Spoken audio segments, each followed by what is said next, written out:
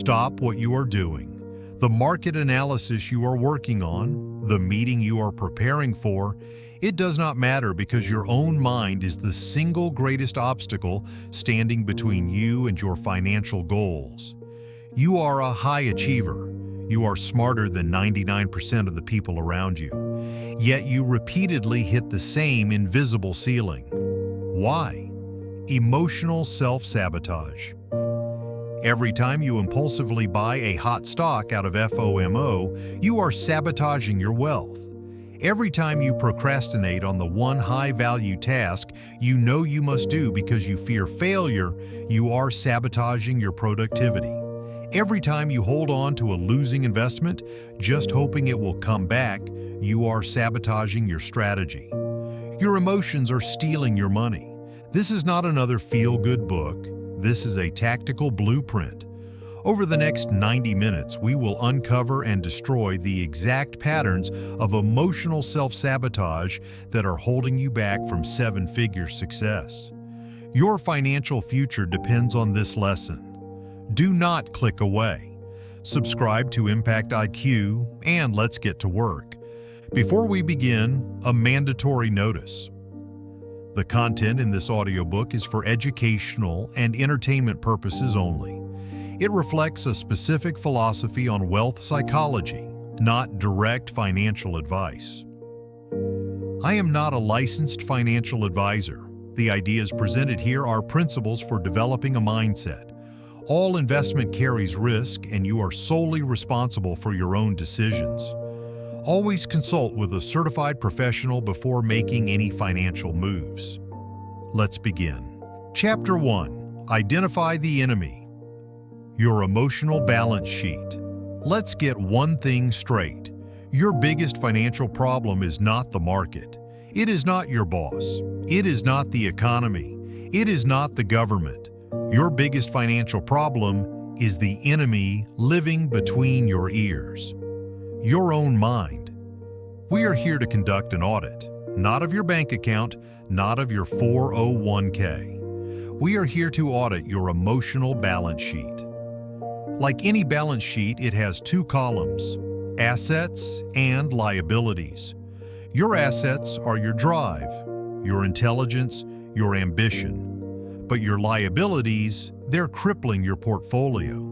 Your liabilities are the hidden patterns of self-sabotage that keep you stuck, running in place, and wondering why your bank account never reflects your intelligence. Our mission in this chapter is simple. We identify the enemy, we name the liabilities, and then we prepare to bankrupt them. You have a core belief that is holding you back. You tell yourself, this is just who I am. You say, I'm just a procrastinator. You say, I'm just not good with money. You say, I'm just an impulsive person. You have accepted these lies as your identity, and as long as you believe that, you will never be wealthy. This is the fundamental error. Self-sabotage is not a character flaw. It is a broken mental system. Read that again. It is a faulty process. It is a set of outdated rules you learned as a child, rules designed to protect you from small-time emotional risks. But in the world of high-stakes performance, in the world of capital accumulation, these rules are destroying you. A system can be debugged. A system can be reverse engineered. A system can be replaced. This is not about fixing who you are. This is about upgrading your mental operating system. It's about deleting the code that keeps you poor and installing the code that builds wealth. It's not about what you feel, it's about what you execute. And your execution is failing because your system is broken. So let's define the four primary liabilities on your emotional balance sheet. The four horsemen of your financial destruction. Listen closely. One of these is yours. Liability 1. Procrastination, the face of perfectionism. You don't call it procrastination, you call it research, you call it due diligence, you call it waiting for the right moment. The market calls it missing the opportunity. Perfectionism is fear dressed up in a business suit. It is the fear of being criticized, the fear of making a mistake, the fear of looking foolish. So, what do? Instead of launching the business, you tweak the logo for 6 months. Instead of buying the index fund today, you read 50 more articles on asset allocation, looking for the perfect fund. Instead of making the sales call, you reorganize your spreadsheets. You are confusing activity with action. Perfectionism provides the illusion of progress while guaranteeing the reality of stagnation. You don't need their permission to execute your plan. You don't need more information. You need to pull the trigger. You have a choice with your capital. You can deploy it, or you can let it rot in a savings account, losing to inflation while you research for another year. That is the actual cost of your perfectionism. It is the invisible tax on your future. Liability 2. Impulsivity, the tyranny of FOMO. This is the opposite of perfectionism, but it is born from the same emotion. Fear. The fear of missing out. You see a stock chart go vertical. You hear a friend at a party bragging about a crypto score. You read a headline about the next big thing. And all your discipline, all your logic, all your careful planning, it evaporates. That little voice of panic screams, "I'm being left behind. I have to get in now." You chase. You buy at the top. You abandon your strategy. This is not investing. This is gambling with your future. This is letting market noise dictate your financial strategy. A winning strategy is boring. It's systematic. It's repetitive. Your impulsivity craves the dopamine hit of the gamble. It thrives on chaos. It's not about timing the market, it's about time in the market. That is the key to long-term wealth. But your impulsivity, your FOMO, keeps pulling you out of the market at the bottom and throwing you back in at the top. It is the perfect formula for staying poor. Liability 3. Avoidance, the high cost of fearing failure. This is the most insidious saboteur. It is the quietest, but the most deadly. Avoidance is the phone call you won't make. It's the portfolio you won't check when the market is down. It's the hard conversation with your business partner you keep putting off. It's the stack of bills you leave unopened. You are so afraid of confirming a loss, so scared of facing a hard truth, that you allow a small, fixable problem to metastasize into a financial disaster. You hold a losing stock all the way to zero because selling it would mean admitting you were wrong. You would rather lose all your money than face the emotional cost of being wrong. Think about that. You are prioritizing your ego over your capital. Wealth is built by confronting hard truths relentlessly. You are building poverty by avoiding them. You have a choice with your capital. Right now, you are choosing to let it die in the dark simply because you are afraid to look at it. That is not a strategy. That is surrender. Liability 4. Impostor syndrome, the fear of success. This is the liability that poisons the win. You finally do it. You get the promotion. You close the big deal. You execute a series of successful trades. You reach your savings goal. And what is the first emotion you feel? Not joy, not pride, panic.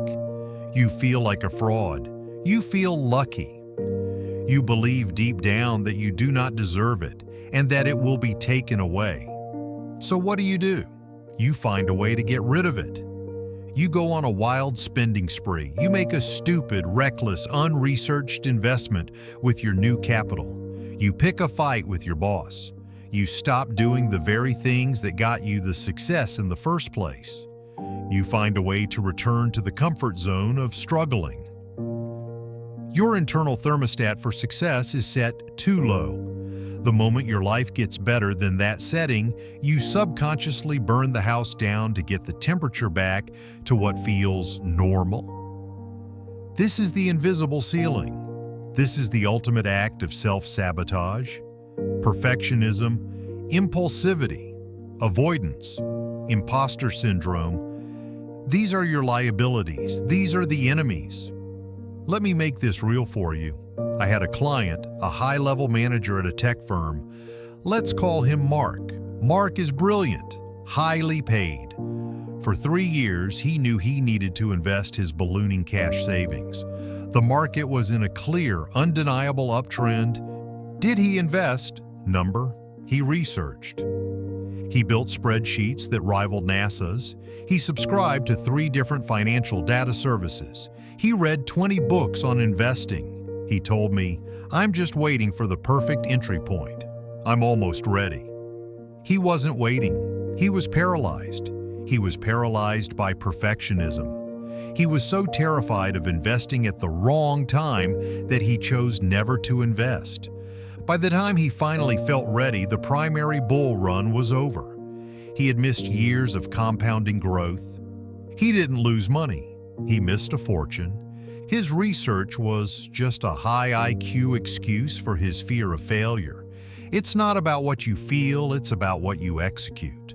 Mark felt smart, but he executed nothing. This is why we are here, because these 4 liabilities are not abstract psychological concepts. They are entries on your balance sheet. They are stealing from you every single day, stealing your time, stealing your compounding growth, and stealing your financial freedom. So, what is the first step? The first step is the audit. Identification. I want you to pause this audiobook after this chapter. I want you to take out a piece of paper or open a new document. And I want you to write down your last 5 financial mistakes. The 5 times you sabotaged yourself. Don't judge, just write. The investment you chased, the project you never started, the debt you ignored, the success you fumbled. Now look at the list. And next to each one, write the name of the saboteur. Was it perfectionism? Was it impulsivity? Was it avoidance? Was it imposter syndrome? This is the most crucial step. You must name the enemy. You cannot defeat an enemy you do not acknowledge. The central theme of this entire audiobook is this: what you don't acknowledge controls you. Your fear, your excuses, your patterns, they are controlling you from the shadows. Today, you drag them into the light. This is the foundation. This is the key to all long-term wealth. Understanding that the battlefield is internal. You've identified the saboteurs, you see them. But there is one that is more powerful, more subtle than all the others. The one that doesn't stop you from starting, it attacks you after you win. Now that you've named your enemy, we must confront the most dangerous one of all, the fear of actually winning the war. Chapter 2, The Hidden Ceiling. Why High Achievers Fear the Finish Line. In the last chapter, we identified the enemy. We dragged your saboteurs into the light, the procrastinator, the impulse-driven gambler, the avoidant, the imposter. But now we must discuss the most dangerous saboteur of all. This isn't the one that stops you from starting. This is the one that stops you from finishing. This is the saboteur that attacks you after you win. This is the fear of success. You've heard of it. It probably doesn't apply to you. Fear of success? That's ridiculous. I crave success. I work 60 hours a week for it. That's why I'm listening to this. You are lying to yourself. You are confusing the desire for success with the capacity to handle it. You have spent your entire life in the climb. You are comfortable with the hustle. You are familiar with the grind. You identify as the person who is building, striving, and overcoming. The struggle is your comfort zone. The struggle is your identity. But what happens when the struggle ends? What happens when you actually arrive? What happens when you have total, complete, systemic panic? This is the hidden ceiling. You get close to the finish line, that debt-free date, that financial independence number, that 7-figure portfolio milestone, and you unconsciously pull the emergency brake.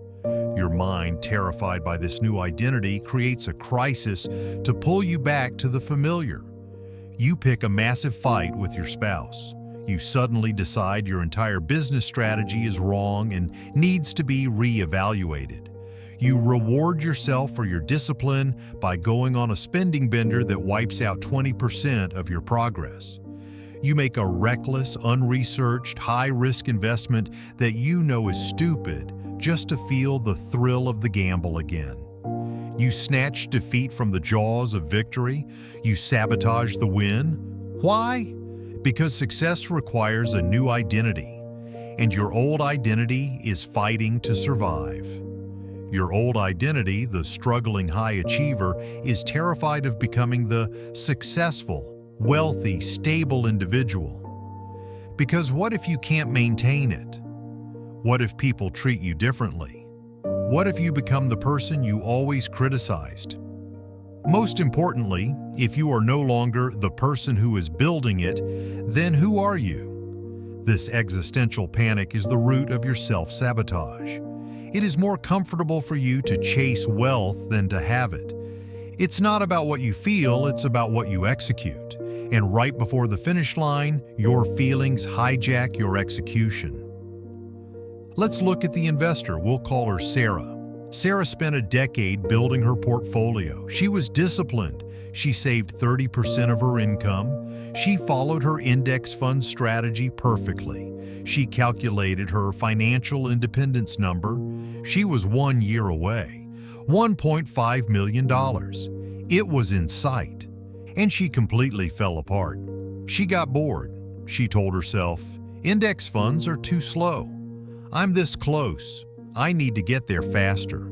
She started day trading. She started buying high-risk options. She poured 6 figures into a speculative crypto coin she heard about on social media. Within 6 months, she lost $400,000. She was no longer 1 year away. She was 5 years away. She was right back in her comfort zone. The struggle. Was she stupid? Number. She was a high performer. Was her logic bad? Number. Her original logic was flawless. Her identity was threatened. Her mind created an emergency exit to avoid the pressure of having. It was a subconscious, desperate act of preservation for her old self. That's the key to long-term wealth. It's not just about building it.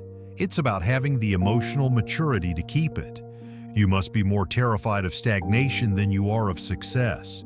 You have a choice with your capital. You can let it grow and force yourself to grow with it, or you can cut it down to a size that feels safe and familiar. Your old identity is fighting to survive. You must be the one to destroy it. You have to choose your new identity.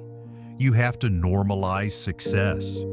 You do this by building systems, not by relying on willpower.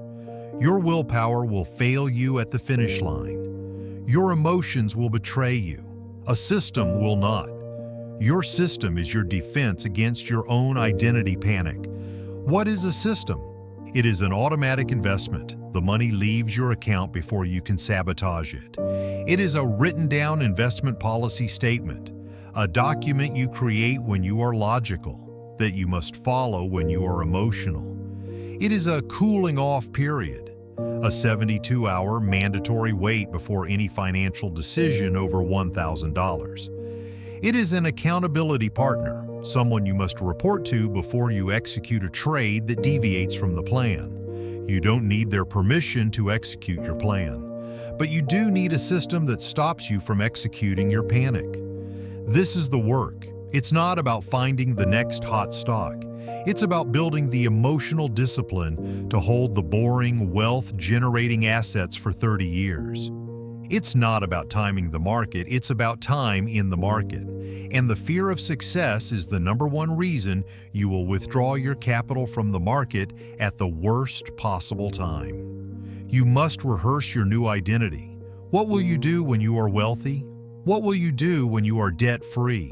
If you don't have a clear, compelling, written-down plan for that new reality, your mind will default to the only reality it knows, the one you are in right now.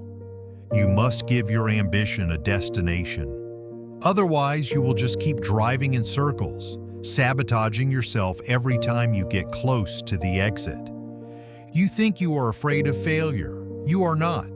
You are addicted to the process of overcoming failure. You must now become addicted to the process of execution, the process of compounding, the process of winning and staying won. The battle is not about reaching the finish line. The battle is to cross it.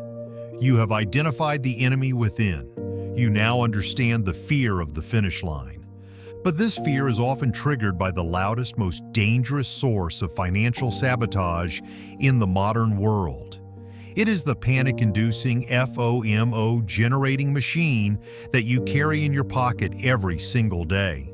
It's time to talk about the noise. Chapter 3. Stop reacting, start investing. Curing financial FOMO. In the last chapter, we confronted the hidden fear of winning, the internal ceiling that causes you to sabotage your success just before you grasp it. Now we turn to the external enemy, the loudest, most pervasive, most toxic force designed to separate you from your money. It is the engine of your impulsivity. FOMO. The fear of missing out. Let's be clear, FOMO is not an investment strategy. FOMO is a biological panic response. FOMO is a marketing tactic used by the rich to get you to buy their assets at the peak of their value. FOMO is the tax that impatient people pay to the disciplined. You, the high achiever, are uniquely vulnerable to it. Why? Because you hate to lose. You hate being left behind. And your entire digital life is an echo chamber engineered to convince you that everyone else is getting rich right now without you. You open your phone, you see a 20-year-old crypto millionaire on Instagram. You see a headline, "This AI stock is up 1,000%. Your friend from college messages you, "Are you in on this?" It's a sure thing. Your heart rate quickens. Your palms sweat. A voice screams in your head, "I'm missing it. I'm falling behind. I have to get in." You abandon your plan. You abandon your discipline. You log into your brokerage account and you chase. This is not investing. This is reacting. This is not a strategy. This is a stampede. And in a stampede, the only people who win are the ones who started it, or the ones who stand aside.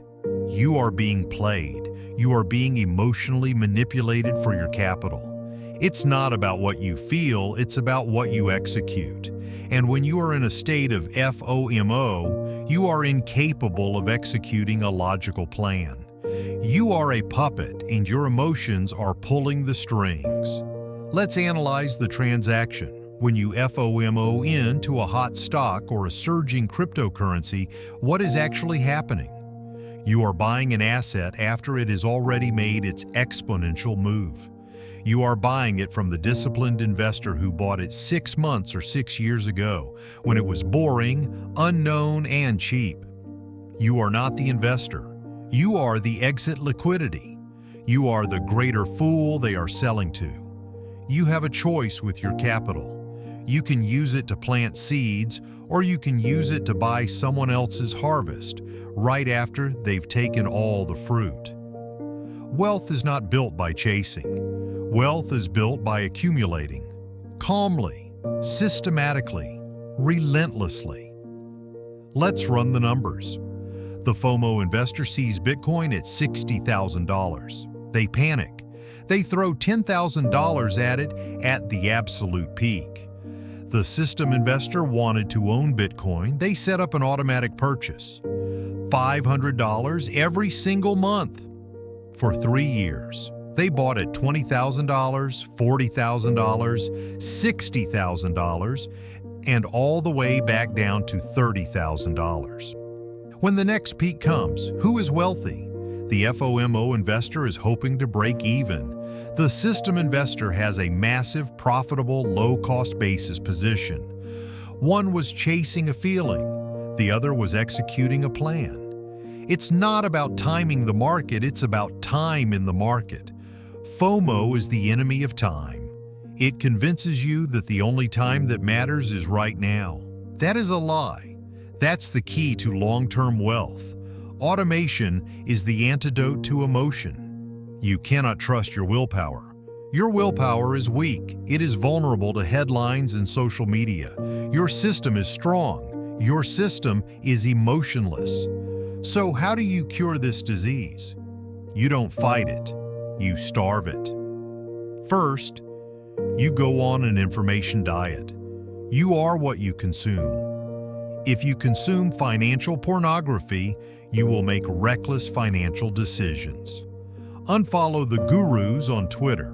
Delete the stock tracking app from your phone's home screen. Stop watching the financial news. It is not information. It is entertainment. It is designed to trigger your panic, to keep your eyes glued to the screen, to sell you ads. You don't need their permission to execute your plan, and you certainly don't need their panic. Your plan should be so simple, so clear, that it does not require daily validation from the noise. Second, you automate your execution. This is the single most important tactical advice in this entire audiobook. Pay yourself first. The moment your paycheck hits your account, your system should automatically move your investment capital to your index funds, to your retirement account, to your crypto position. Before you can see it, before you can feel it, before you can get emotional and spend it. A disciplined investor does not find money to invest at the end of the month. A disciplined investor builds their life around the money left over after investing. Automation makes your wealth building boring. And boring is beautiful. Boring is profitable. Boring is the path to millions. Third, you implement the 72-hour rule. No unplanned financial decision ever. You see a once-in-a-lifetime opportunity? You put it on a list. You set a timer for 72 hours. You are forbidden from acting on it until that timer goes off. You know what happens in 72 hours? The emotional high is gone. The panic is gone. The adrenaline has subsided. Your logical brain comes back online, and 99 times out of 100, you will look at that sure thing and see it for what it was, a high-risk, low-probability gamble. This system is your shield. It's the wall between your emotions and your capital. You have a choice. You can spend the next 20 years reacting to noise, chasing highs, buying tops, and selling bottoms. You will end up exhausted, anxious, and no wealthier than you are today. Or you can make a decision right now. You can choose to stop reacting and start investing. You can build a system. You can feed that system relentlessly. You can trust that system more than you trust your feelings. It's not about what you feel, it's about what you execute. You have successfully defended your mind from the external noise of FOMO. You have built a wall. But what happens when the saboteur isn't loud? What happens when it's quiet? What happens when the saboteur disguises itself as productivity? What happens when your enemy is not a reckless impulse but a crippling lack of one? It's time to confront the most respectable form of self-sabotage. Chapter 4. The Lie of Productivity. How Perfectionism Destroys Your Portfolio. In the last chapter, we built a fortress against the external noise of FOMO. We chose automation over emotion. We cured the panic of reacting. But now we must confront a far more subtle, more respected, and more dangerous saboteur. This is the enemy that doesn't look like an enemy. This is the saboteur that you brag about. This is the one you list on your resume as a strength. Perfectionism. You call it high standards. You call it attention to detail. You call it thoroughness. The market calls it analysis paralysis. Your bank account calls it stagnation. And your future, the wealthy version of you, calls it what it is: fear. Perfectionism is the most elegant, respectable, and insidious form of procrastination ever invented. It is fear of failure, fear of criticism, and fear of execution, all disguised as productivity. You feel busy, you feel smart, you feel like you are working hard, you are confusing activity with action. You spend 40 hours researching the perfect asset allocation, but you never buy the asset. You spend 3 months designing the ideal website for your business, but you never make a single sales call. You read 10 books on personal finance, but you never automate your investments. You are stuck in get-ready mode. You are addicted to the feeling of preparation because preparation has zero risk. Execution has risk. Execution means you could be wrong. Execution means you could be criticized. So you stay in your research cocoon feeling superior while the disciplined executors are out in the world getting feedback, making mistakes, and building wealth. Let's be blunt. It's not about the perfect plan, it's about the executed plan. A good plan executed violently today is infinitely more valuable than a perfect plan that lives in your notebook for a decade. This is the central lie of the high achiever. You believe that more information will lead to a better decision. Number: more information leads to more information. Action leads to a better decision. Feedback leads to a better decision. You are treating investing in business like an academic exam. You think you can study your way to an A. This is not an exam. This is a real-time environment. The market gives you the grade, and the market only grades execution. You have a choice with your capital, and your time is your most valuable capital. Every day you spend researching is a day of compound growth you have permanently lost. It is gone forever. Remember Mark from chapter 1, the manager who spent 3 years researching the perfect entry point? He was a perfectionist. His due diligence was a mask for his terror of being wrong. While he was building the world's most beautiful spreadsheet, the market didn't wait. The compounding didn't wait. He didn't just miss an opportunity. He chose to lose 3 years of his financial life. This is the true cost. You are not waiting for the right moment. You are sacrificing your future. It's not about timing the market. It's about time in the market. And your perfectionism is keeping you out of the market. It's keeping you on the sidelines, polishing your helmet while the players on the field are winning the game. So how do you kill this respectable saboteur? First, you redefine done. Perfect is not the goal. Done is the goal. Perfect is a fantasy. Done is a number in your bank account. You will adopt the 80-20 rule. You will execute 20% of the work to get 80% of the result. The last 20% of perfection is a black hole of diminishing returns. It is where your time, your capital, and your ambitions go to die. You will get 80% and move on. Second, you set action quotas, not time quotas. A perfectionist says, I will spend 5 hours researching stocks today. They will end the day with 5 hours of work and 0 assets. An executor says, I will buy $500 worth of my target index fund today. They will end the day wealthier. Your new metric is not hours logged. Your new metric is actions taken. Did you fund the account? Did you make the call? Did you launch the product? Did you ask for the raise? That's the key to long-term wealth. A bias toward action, not analysis. Third, you must learn to love the good enough plan. The good enough plan that you can start right now is the plan. What is the good enough investment? An S&P 500 index fund? What is the good enough business launch? A one-page website with a buy now button. What is the good enough savings plan? Automating 10% of your income, starting tonight. You don't need their permission to execute your plan. You especially don't need permission from the perfect version of yourself that doesn't exist. You must stop using your high standards as an excuse to do nothing. Your perfectionism is not a virtue. It is a very expensive, very arrogant form of fear. It's not about what you feel, it's about what you execute. You feel responsible when you research, you feel smart. But you must ignore that feeling. You must have the courage to execute. You must have the courage to be imperfect. You must have the courage to get feedback, to be wrong, to look foolish, and to adjust. That is the real process of high performance. Execute. Get data. Adjust. Execute again. Not analyze. Analyze. Analyze. Stagnate. Die.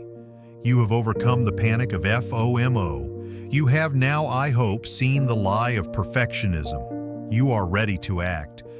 But there is another drain on your capital. This one isn't about the market. It's not about your business. It's about the small, quiet, daily decisions you make, the leaks in your financial ship, the enemy that isn't about investing your money but about spending it, the saboteur that lives in your wallet. Chapter 5. The Hidden Tax of Emotional Spending. In the last chapter, we dismantled the respectable lie of perfectionism. We turned you from an analyst into an executor. You are now biased toward action. But this action is useless if your foundation is leaking. Your capital is your army. It's the force you use to build your empire. Perfectionism keeps your army in the barracks. FOMO sends your army on a suicide mission. But there is a third, quieter enemy. This enemy doesn't lose your army in one big, glorious battle. It kills your soldiers, one by one, every single day in the alleyways of your daily life. This is the hidden tax of emotional spending. This is not about your budget. I do not care about your budget. A budget is a piece of paper that emotional people ignore. This is about your psychology. Emotional spending is when you don't buy a product, you buy a feeling. You're not buying a $7 coffee. You're buying 5 minutes of comfort. You're not buying a $1,000 watch. You're buying a fleeting hit of status. You're not buying a $300 dinner. You're buying an escape from your stress. You are using money, your finite, powerful, wealth-building capital, as a cheap, temporary, emotional band-aid. And this habit, this hidden tax, is the single greatest guarantee that you will stay in the middle class forever. It's not about what you feel, it's about what you execute. But you are letting your feelings drain your bank account. Let's analyze the trigger loop. This is the mechanism of your self-sabotage. Step 1. The trigger. You feel a negative emotion, stress, boredom, envy, imposter syndrome. Step 2. The lie. Your mind tells you a story. I worked hard. I deserve this. Everyone else has this. It's just this one time. This will make me feel better. Step 3. The action. You make the purchase. You get the package. You eat the meal. You get the dopamine hit. Step 4. The crash. The feeling fades, often in minutes. And what is left? The product and the guilt. And the guilt, the shame, the financial stress becomes the new trigger, and the loop starts all in. It is an addiction. And like any addiction, it prioritizes the short-term high over your long-term future. You have a choice with your capital. Every time you spend $100 on an emotional purchase, you are not just losing $100. You are losing the $1,000 that $100 would have become through the power of compound growth. This is the hidden tax. It's not the price on the tag. It is the future wealth you are incinerating to manage an emotion you are unwilling to face. Every dollar you spend emotionally is a dollar you have stolen from your future financial freedom. Read that again. You are stealing from the wealthy, secure, free version of yourself. You are funding your current weakness with your future strength. This is the worst trade you can make. So, we stop the leak. Now, this is not about cutting coupons. This is about conscious execution. First, you identify the feeling, not the purchase. For the next 7 days, you will not use a credit card. You will use cash or a debit card. You will feel the money leave. And for every single unplanned purchase, you will write down the emotion that triggered it. Felt stressed, bought the expensive lunch. Felt bored, bought the video game. Felt insecure, bought the designer shirt. You drag the enemy into the light. You cannot defeat what you do not define. Second, you reinstall the 72-hour rule. This is your primary defense against the dopamine loop. You want it? You don't say no. You say, not now. You put it on a list. You wait 72 hours. This breaks the emotional circuit. It allows your logical, high-performance brain to come back online. After 72 hours, you will look at that item and you will no longer see a reward. You will see it for what it is, a cost, a liability, a trade against your freedom. Third, you automate your wealth. Now. The easiest way to not spend your money emotionally is not to have access to it. Your investment capital should not be a leftover, it must be a priority. The moment your paycheck hits, your system must automatically move your investment money to a separate account, an account you cannot easily access. Pay yourself. First, this is not a suggestion. This is the new law. You cannot spend what is already at work for you. Automation is the ultimate defense against emotional spending. That's the key to long-term wealth. You must build a system that is stronger than your feelings. Your feelings are liars. They tell you that you deserve a $200 pair of sneakers. You know what you deserve? You deserve financial independence. You deserve to own your time. You deserve to wake up every day and do what you want to do, not what your creditors force you to do. You have a choice with your capital. You can use it to buy temporary comfort, or you can use it to buy permanent freedom. It's not about what you feel. It's about what you execute. You have stopped perfectionism from freezing your actions. You have stopped FOMO from making you reckless. And now, you have plugged the leak of emotional spending. Your foundation is secure. Your capital is protected. But there is one saboteur left. The one we touched on in Chapter 2. The one that lives inside your head and whispers that you don't deserve any of this. The one that tells you, even when you win, that you are a fraud. It's time to fire the imposter in your head. Chapter 6. You are not a fraud. Firing the imposter in your head. In the last chapter, we plugged the leaks. We identified and stopped the hidden tax of emotional spending. Your financial foundation is no longer bleeding capital from 1,000 tiny cuts. Your foundation is secure. Your walls are strong, but there is a voice inside the fortress. A quiet, persistent whisper that tells you the entire thing is a house of cards. A voice that says, "You didn't build this. You got lucky." A voice that says you don't deserve this. A voice that says any minute now they are all going to find you out. This is the imposter. And it is the most sophisticated saboteur in your mind. Imposter syndrome is not a problem for low performers. It is the high achiever's curse. It attacks you precisely because you are successful.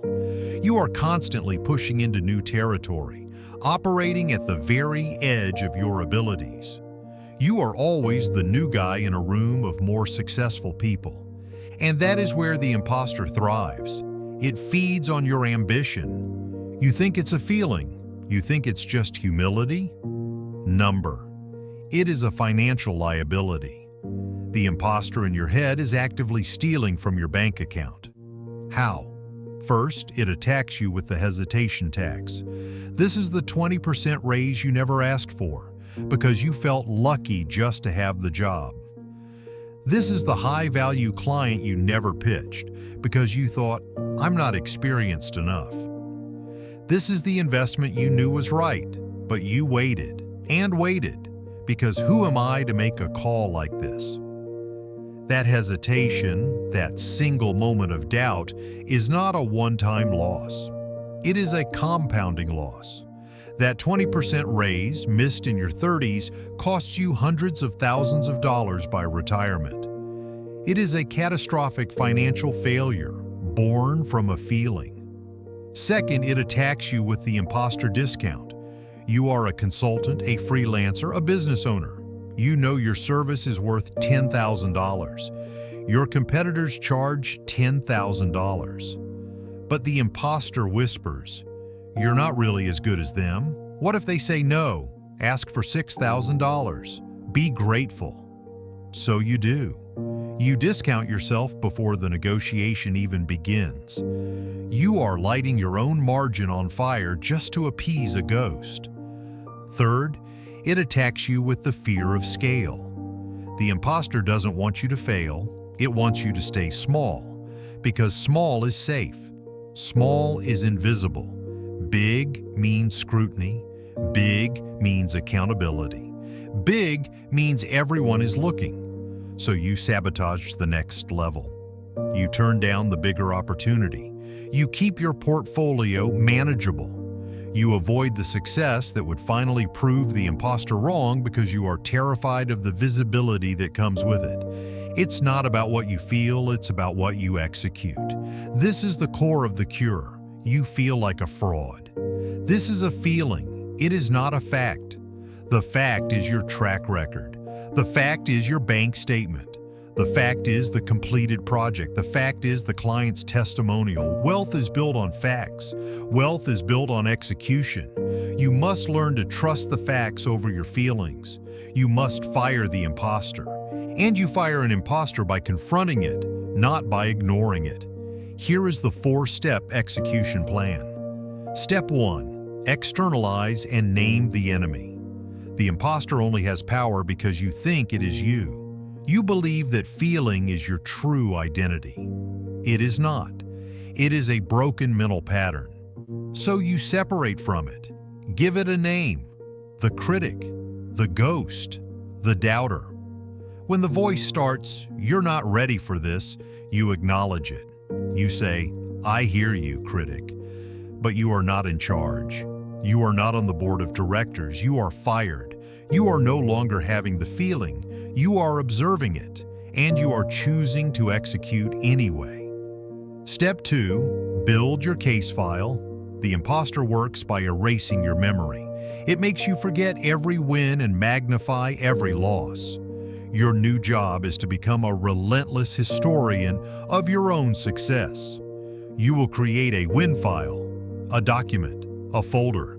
In it goes every client testimonial, every thank you email from your boss, every project you completed on time, every new personal record in the gym, every month you hit your savings goal. This is your dossier of facts. This is your evidence. When the imposter feels like the truth, you open the file and you review the proof. Step 3. Stop attributing success to luck. This is a non-negotiable mental habit you will break today. "I got lucky on that stock pick." Number, you will deconstruct it. "I did 5 hours of research. I identified a market trend. I understood the company's financials. I executed my plan. My preparation met an opportunity. I was lucky to get that client." Number, "I spent 2 years building my reputation. I made the cold call. I delivered a high-value pitch. I earned that client's business." You don't need their permission to execute your plan. And you do not need luck. You need process. That's the key to long-term wealth. You own your wins so that you can replicate your wins. If it's all luck, you can't replicate it. Step 4. Act as if. Execute first. Do not wait to feel confident. Confidence is not a prerequisite for action. Confidence is a result of action. You do not think your way into better acting. You act your way into better feelings. Send the email, ask for the raise, buy the asset, make the call. Execute the plan while feeling like an imposter. The action itself is the cure. The execution is what starves the imposter of its power. You have a choice. You can let this ghost in your head dictate the size of your bank account. You can let it keep you small and safe and poor. Or you can fire it. You can choose to trust the facts. You can choose to own your wins. You can choose to execute. You have now claimed your authority. You have plugged the leaks, fenced off the noise, broken the paralysis, and fired the traitor in your own mind. You are operating from a place of logic and fact. But what happens when you execute perfectly and you still fail? What happens when you lose? This is the imposter's "I told you so." This is the moment your emotions are most vulnerable. This is when the next saboteur, born of anger and ego, storms the battlefield, threatening to burn everything you have built to the ground in a single desperate act. You have mastered the fear of success. Now you must master the reality of failure. Chapter 7. The Revenge Trade Deception. How Anger Destroys Your Strategy. In the last chapter, we fired the imposter. We chose to operate from a platform of facts. Our track record, our research, our execution, rather than the feelings of doubt and fear. You are now executing your plan with authority. But what happens when you execute perfectly and the market tells you that you are wrong? What happens when you lose? Because you will lose, losing is not a risk. It is a guarantee. Losing is a non-negotiable part of the cost of building wealth. Every successful investor, every successful entrepreneur takes losses. It is part of the business. But your reaction to the loss, that is what separates the professional from the permanent amateur. When you take a loss, the imposter you just fired comes rushing back in. "I told you so," it whispers. "You are a fraud." And right behind it comes a more primal, more violent emotion. Anger. You feel humiliated. You feel stupid. You feel like the market personally attacked you. And your emotional, primitive brain screams one thing: I have to get it back. Now. This is the revenge trade. This is the revenge action. The revenge trade is when you abandon your entire, logical, well-researched strategy and make a series of high-risk, high-leverage, idiotic gambles to win back the money you just lost. You double down, you triple down, you throw good money after bad. You are no longer an investor. You are a gambler sitting at a casino table at 3 a.m., desperate to break even. This is not a strategy. This is an emotional tantrum, and the market is the worst possible place to have a tantrum. It's not about what you feel, it's about what you execute. But in this moment, you are letting your anger execute your portfolio straight to zero. Let's be crystal clear. The market does not know you exist. The market does not care about your feelings. The market does not care if you deserve to win. The market is a ruthless, emotionless mechanism for transferring wealth from the impatient to the patient, from the emotional to the disciplined. When you engage in a revenge trade, you are telling the market, "Please take the rest of my money. I am not in control." You have a choice with your capital. You can accept the small, managed, pre-calculated loss your strategy accounted for and move on to the next opportunity. Or you can reject the loss, let your ego take over, and turn a small, manageable paper cut into a catastrophic, decapitating wound. This is the hidden saboteur of the high performer. Your ego, your pride, your refusal to be wrong. You would rather lose all your money than admit you were wrong. This is financial insanity. That's the key to long-term wealth. You must separate your identity from your trades. You are not your P and L. A losing trade does not make you a loser. It makes you an investor who executed a strategy that didn't work. That is all. It is data. The amateur takes it personally. The professional takes it as information. So, how do we build the system that defends against this? How do we protect our capital from our own ego? First, you define your loss before you enter the trade. This is non-negotiable. Professionals call this a stop loss. You must call it your ego killer. Before you buy a single share, before you invest in a single project, you must know to the dollar at what point your thesis is proven wrong and you will get out. This is not a number you feel out. This is a number you write down. And when the market hits that number, you execute.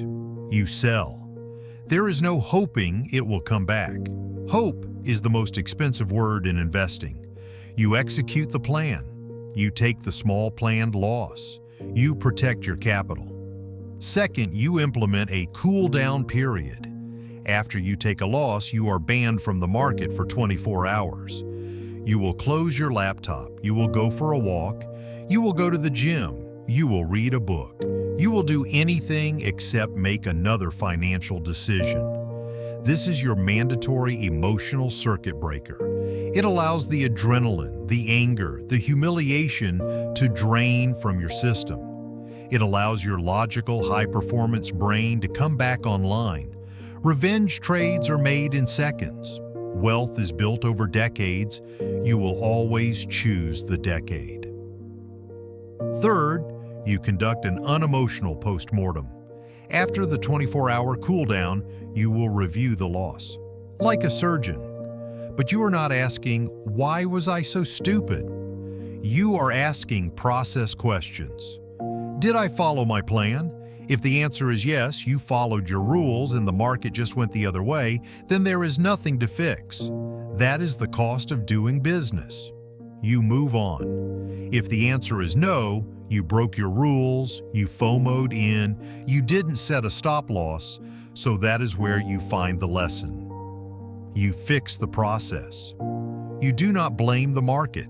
It's not about timing the mark, it's about time in the market.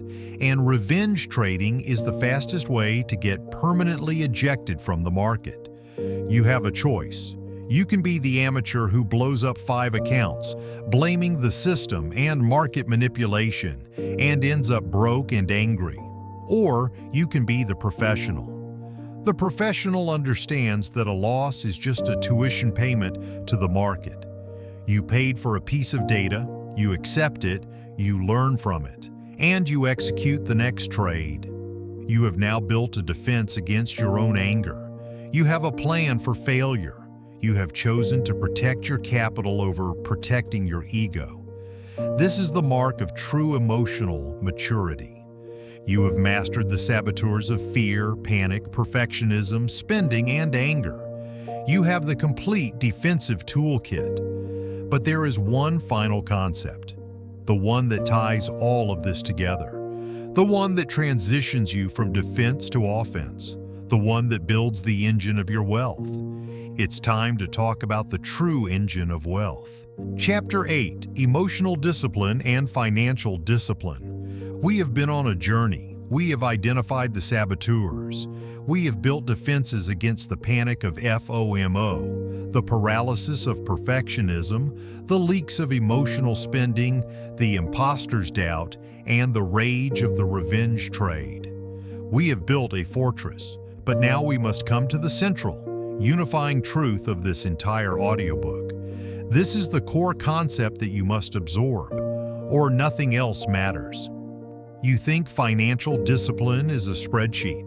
You think it's a budget. You think it's software. You think it's about math. You are wrong. Financial discipline is not about math. The math is simple. Spend less than you earn. Invest the surplus. Do it for a long time. That's it. A 10-year-old can understand it. So why is it so hard? Why does everyone fail? They fail because financial discipline is not the cause. It is the result. It is the result of emotional discipline. This is the great secret. Your budget fails because you feel stressed and end up ordering the expensive meal. Your investment plan fails because you succumb to FOMO and chase a hot stock. Your business plan fails because you fear perfection and never launch. Your feelings are the enemy of your finances. Therefore, the only work that matters is mastering your feelings. The real work of building wealth is 100% internal. It's not about what you feel, it's about what you execute. And emotional discipline is the bridge between your feelings and your execution. Let's review the enemies we've defeated through this new lens. When you cured financial FOMO, what did you really cure? You cured impatience. You cured the need for instant gratification. You chose the boring system over the exciting gamble. That was not a financial decision. That was an emotional one. When you broke the back of perfectionism, what did you really break? You broke your fear of criticism. You broke your addiction to feeling smart. You chose the courage of execution over the safety of analysis. That was not a productivity decision, that was an emotional one. When you fired the impostor, what did you really fire? You fired your self-doubt. You chose to trust the facts of your track record over the feelings of fraud. You chose authority over anxiety. When you mastered the revenge trade, what did you really master? You mastered your ego. You mastered your anger. You chose to protect your capital over protecting your pride. Do you see it now? The entire game is emotional. The numbers on the screen are just a scoreboard for how well you are playing your internal game. That's the key to long-term wealth. You do not build wealth by managing money. You create wealth by managing your emotions. So, how do we practice this? If discipline isn't a spreadsheet, what is it? Discipline is not a thing you have. It is a thing you do. It is a practice.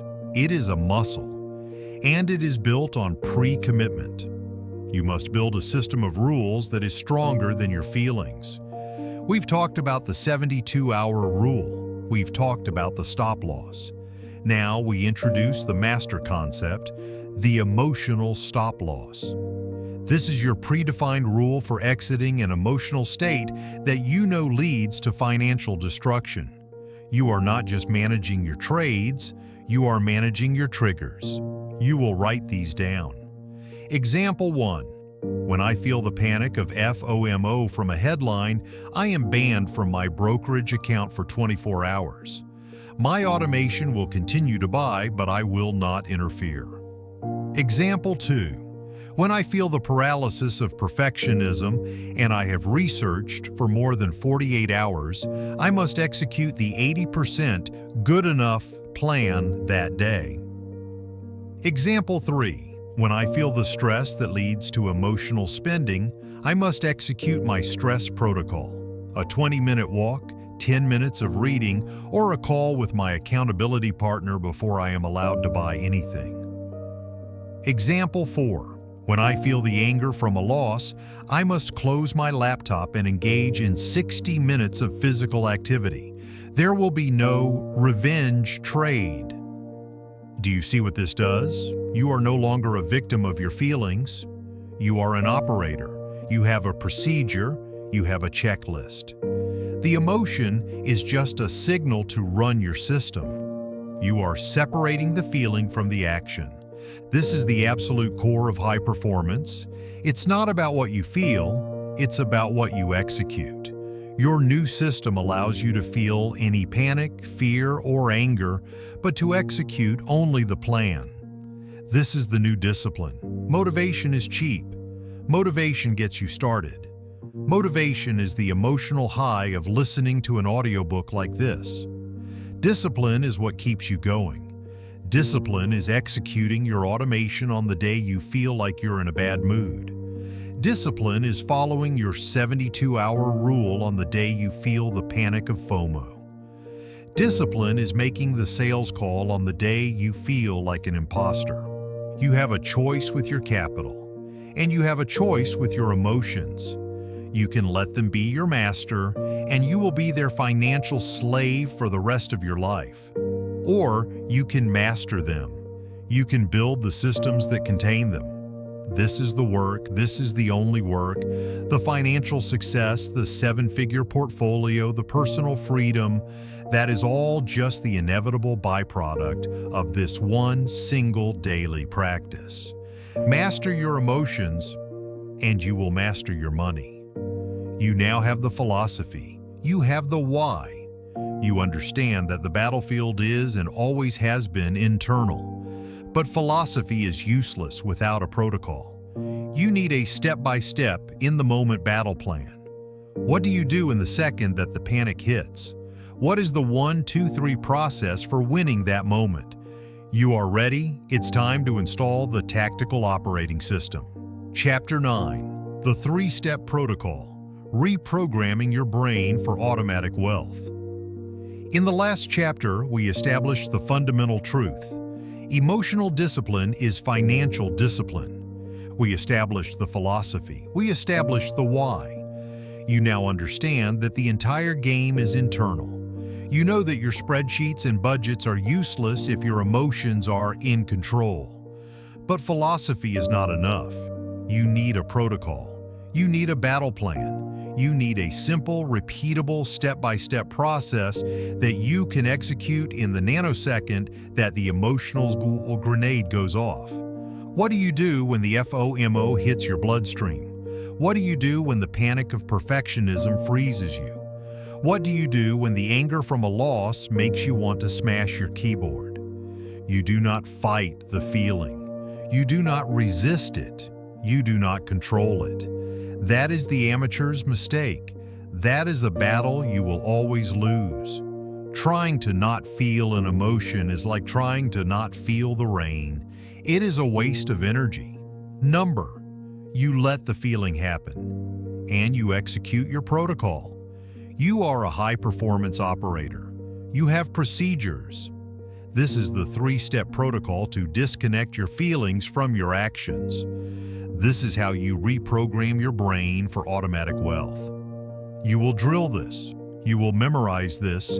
You will make this automatic. Step 1. Recognize the physical alarm. The first step is not to recognize the emotion. It's to recognize the physiology. Your emotions are liars, but your body tells the truth. Your body gives you a physical alarm before your conscious brain can even name the feeling. You must become a master at spotting your own tells. What does your FOMO feel like? It's a jolt in your chest. It's a quickening of your breath. It's your fingers itching to open the brokerage app. What does your perfectionism feel like? It's a tightness in your shoulders.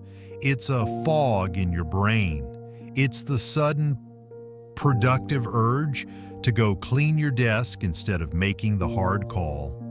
What does emotional spending feel like? It's that hollow, anxious feeling. It's the click-whir sensation of your brain locking onto a reward.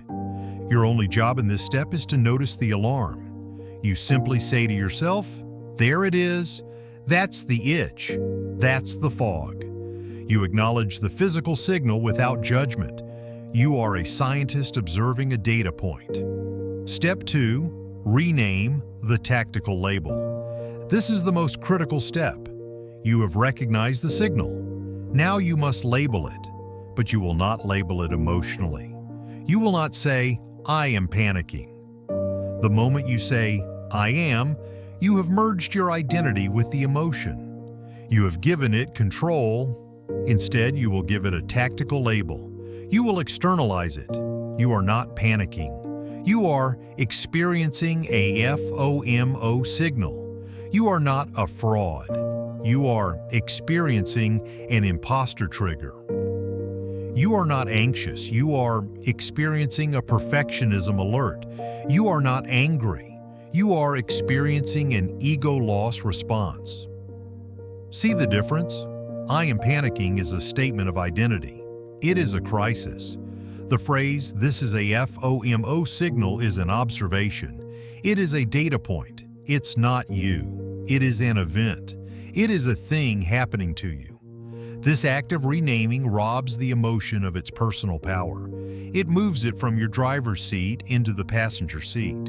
You are no longer the victim of the feeling. You are the operator who has just received an alert. Step 3. Replace the predefined action. You have recognized the alarm, you have labeled the signal. Now you execute the replacement protocol. You must have a pre-committed, written-down action for every signal. If you try to decide what to do in the middle of the emotional storm, you have already lost. The decision must be made in advance when you are cold, logical, and strong. This is where you install your emotional stop-losses from the last chapter. This is the drill.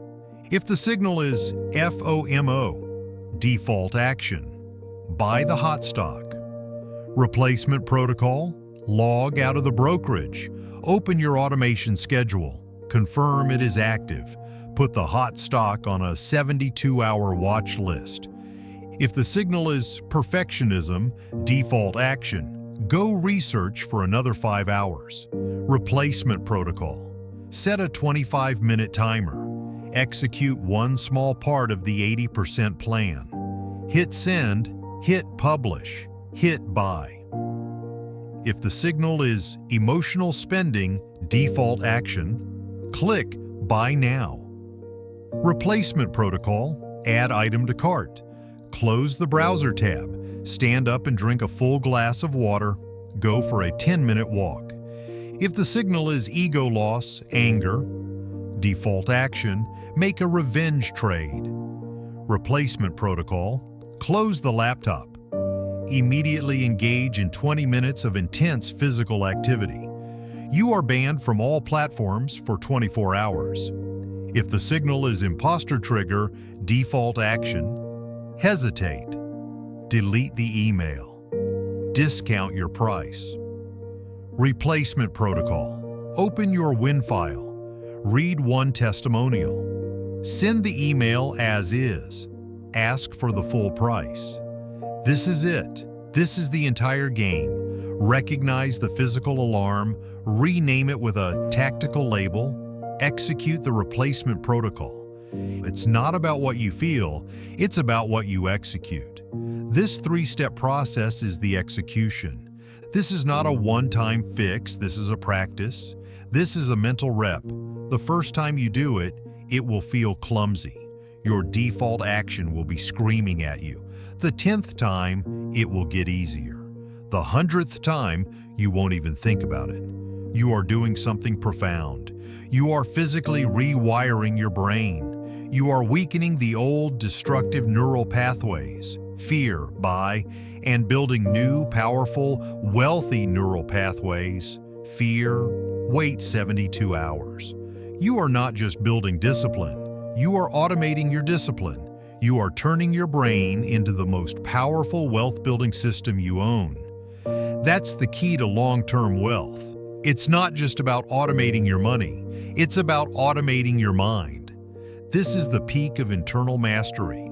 You have the philosophy, you have the defenses, and now you have the tactical, in-the-moment protocol. You have programmed yourself to win. You are no longer a reactor, you are an executor, you are no longer a saboteur, you are an architect.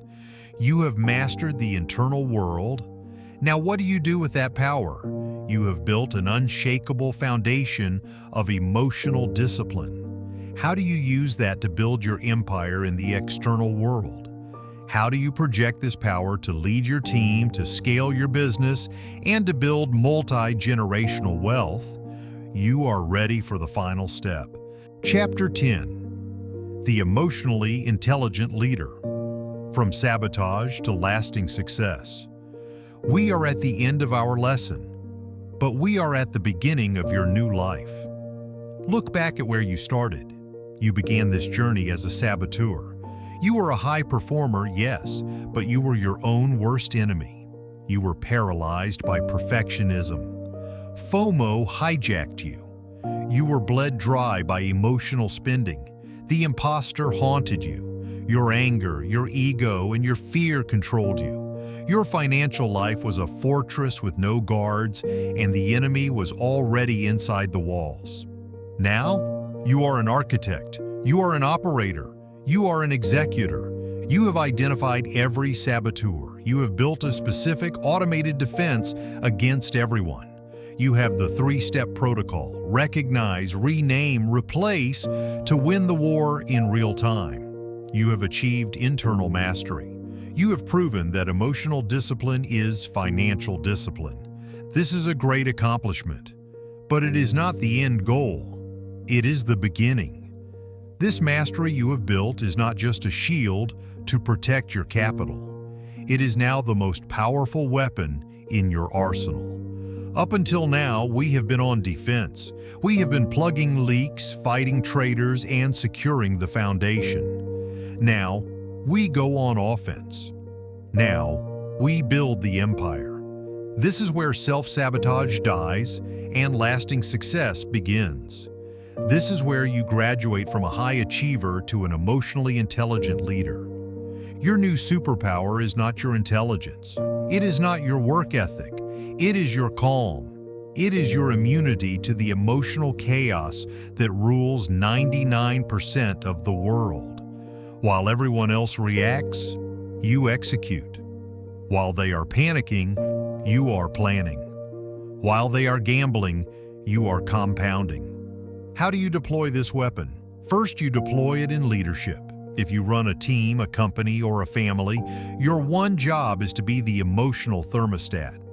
Your team will panic. Your clients will get angry. Your market will collapse. They will look to you. And if they see fear in your eyes, if they hear panic in your voice, it is over. But you have drilled the three-step protocol. You can feel the panic signal rise, and you can choose to execute your plan. Your calm becomes their clarity. Your discipline becomes their stability. You do not lead with hype. You do not lead with motivation. You lead with process. That is the leader who wins. Second, you deploy it in negotiation. Every negotiation is an emotional game. The other side will use every tool to trigger you. They will use false urgency to trigger your FOMO. This offer is only good for 24 hours. They will use intimidation to trigger your impostor syndrome. We have 10 other people who can do this for less. They will use flattery to lower your guard. And you will sit there, an operator, and you will feel those signals. You will recognize them. You will rename them. This is an urgency tactic, and you will not react. You will stick to your plan. You will stick to your number. You will be willing to walk away. The person who controls their emotions controls the room. You will control the room. Third, you deploy it to scale.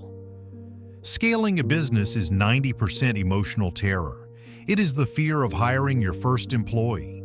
It is the fear of delegating, born from the perfectionism that only I can do it right. It is the fear of taking on the risk, the new lease, the new loan, the new product line that is required for growth. Your competitors are trapped in this fear. They have been researching their scaling plan for 2 years. You have fired the perfectionist. You have mastered the fear of failure. You will execute the 80% good enough plan. You will hire. You will delegate. You will get market feedback. You will act. It's not about what you feel. It's about what you execute.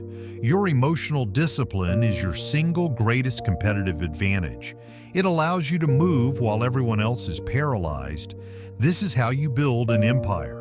But the final test is not building it. It is keeping it. This is the final evolution, from leader to dynasty. How do you build multi-generational wealth? You do not pass on your spreadsheets. You do not pass on your budget. You pass on your mindset. You pass on your systems. You teach your children the three-step protocol. You teach them that emotional spending is a hidden tax. You teach them that a revenge trade is an ego-driven path to poverty. You are not just giving them money, you are giving them the emotional discipline to keep it and to grow it. You are inoculating your bloodline against the very saboteurs that keep 99% of families from ever building lasting wealth. This is the end of the lesson. You have the whole system, the defensive plan and the offensive strategy. You have the tools to destroy every internal enemy. You have the blueprint to use your new emotional mastery to build your empire. There is one final, unbreakable law. Your wealth will never, ever outgrow your emotional maturity. If you are emotionally a child, you will find a way to lose your money. The entire purpose of this audiobook was to force you to grow up, to force you to become the emotionally mature, disciplined, relentless executor that your financial goals require you to be. The ceiling has been removed. You are no longer the saboteur. You are the architect. You are no longer the reactor. You are the operator. The voice of the imposter may never fully go away. The itch of FOMO may always be there. It doesn't matter. They are no longer in charge. You are. The lesson is complete. The analysis is over. The time for research is done. The work, the real work, begins now. You know what to do. It's time to execute. You began this session as a saboteur. You were an unconscious victim of your own feelings. You were paralyzed by perfectionism. FOMO hijacked you. You were bled dry by emotional spending, haunted by the imposter, and driven by the rage of your ego. Now you have the tools. You have the three-step protocol. Recognize, rename, replace. You have the tactical defenses against every saboteur. You understand the fundamental law. Emotional discipline is financial discipline. You are no longer a reactor. You are an architect. You are an operator. But here is the final, brutal truth. Knowledge without execution is worthless. This entire audiobook was a waste of your time if you just click away and move on. The channels that win the people who build real wealth are the ones who take action. Your final challenge is this: do not wait. Do not plan to start. In the next 24 hours, you will execute one thing. You will set up one piece of automation. You will write down your 72-hour rule. You will use the three-step protocol once. Stop wishing for success and start executing it. This is the line. 99% of people will do nothing. You are the 1%. Prove it. You have just completed a masterclass in mastering your internal world.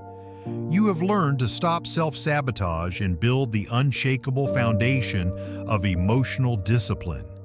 Your logical next step is to apply this new discipline to your external world. You must now master your execution. To do that, your next lesson is waiting. I highly recommend you watch our full audiobook, Stop Being Busy, Start Being Productive, the 80-20 Rule for Wealth Builders. It is the perfect follow-up designed to take the executor mindset you built today and focus it like a laser on the 20% of actions that will generate 80% of your wealth. Click on that video now. Do not wait. Continue the work.